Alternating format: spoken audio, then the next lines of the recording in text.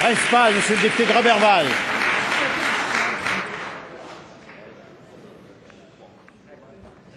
Oui, Monsieur le Président. Dans le dossier de la soustraction de 50 du territoire nordique aux activités industrielles, on voit que le gouvernement libéral dit tout et son contraire.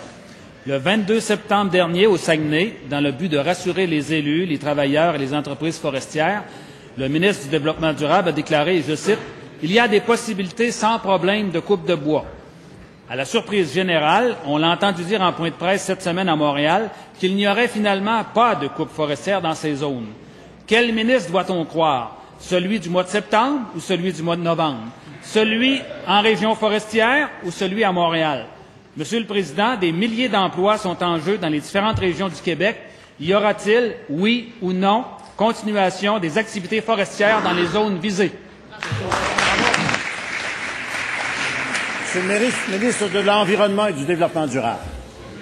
Monsieur le Président, nous avons dit que nous allions protéger 50 du territoire du plan Nord. Et, Monsieur le Président, c'est exactement ce que nous allons faire.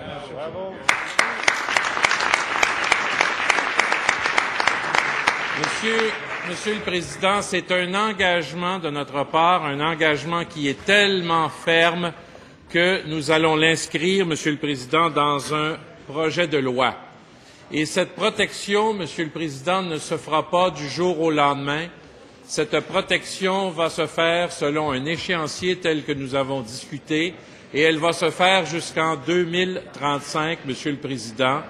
Et tout ce que j'ai dit, Monsieur le Président, c'est que nous croyons, suite à diverses discussions et suite à la publication d'un document de travail, qu'il fallait que les coupes forestières soient probablement considérées comme une activité industrielle.